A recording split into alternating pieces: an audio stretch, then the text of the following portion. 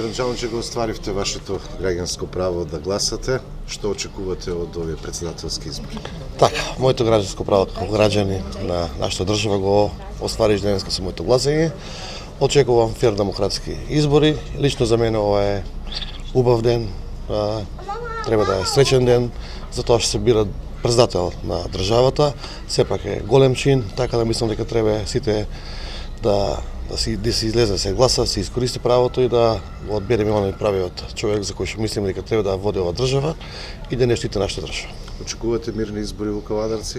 Да, Кавадарци како и сега очекувам мирни избори, фер избори, без некои инциденти, така да мислам че биде се во најдобар ред. Што очекувате во иднина во нашата држава?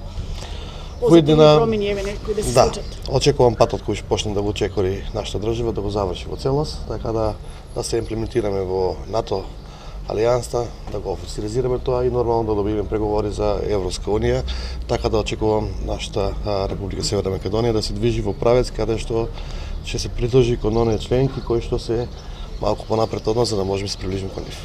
Тоа секако е многу добро и за Кавадарци, иако е меѓу најдобрите по економијата, меѓутоа не е на одмет да има и нови странски инвестиции, поголема конкуренција и кога ќе има конкуренција ќе растат и платите, ќе има и надпреварување кој да плати повеќе за работник. Гледате, кога е најдобро треба да размислуваш за подобро, така да мислам дека општина Кавадарци да стварно е добра, има мал процент на невработеност, платите растат.